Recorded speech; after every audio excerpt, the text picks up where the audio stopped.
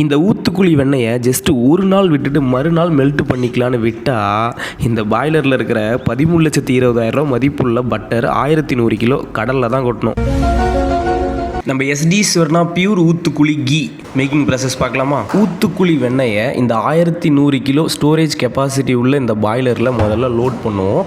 வெண்ணெயை எப்படி விவசாயிகள்கிட்ட வந்து ரெக்ரூட் பண்ணுறோம் அப்படின்னா, ஊத்துக்குழியில் 20 கிலோமீட்டருக்குள்ளே இருக்கிற ரேடியஸில் இருக்கிற விவசாயிகள்கிட்ட மட்டும்தான் நம்ம மில்க் வாங்குவோம். ஏன்னா மில்கோட குவாலிட்டிக்காக, ஃபேட் கண்டென்ட்டுக்காக குவாலிட்டி செக் பண்ணாமல் ஒரு பாட்டில் கூட எங்களுடைய கம்பெனி விட்டு வெளியில் போகாது. அதே மாதிரி குவாலிட்டி செக் பண்ணாமல் 1 லிட்டர் மில்க்கு கூட நாங்கள் ரெக்ரூட் பண்ண மாட்டோம் பட்டருக்காக. 8 மணி நேரம் ஸ்லோ பாயிலிங்க்கு அப்புறம் பியூரஸ்ட் ஃபார்ம் ஆஃப் ஊத்துக்குழி நெய் நம்மளுக்கு கிடச்சிரும். அதுக்கப்புறம் 24 ஹவர்ஸ் நம்ம வந்து கோல்டு ஸ்டோரேஜில் லைட்டு கூட இல்லாத ரூமில் தான் ஸ்டோர் பண்ணி வைப்போம்.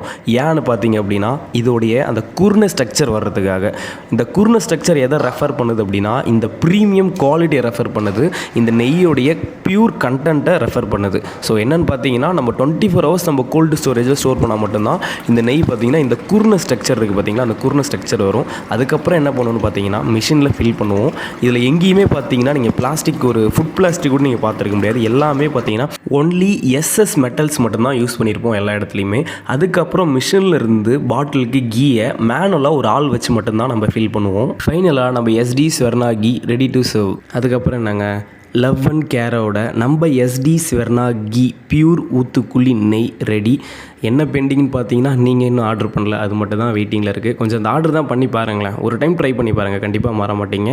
அவ்வளோ ஒரு குவாலிட்டியாக இருக்கும். அரோமாவாக இருக்கட்டும், அதோடைய டெக்ஸ்சராக இருக்கட்டும், எல்லாமே. கடைசியாக உங்கள் ஆர்டருக்காக தான் வெயிட் பண்ணிகிட்ருக்கோம்.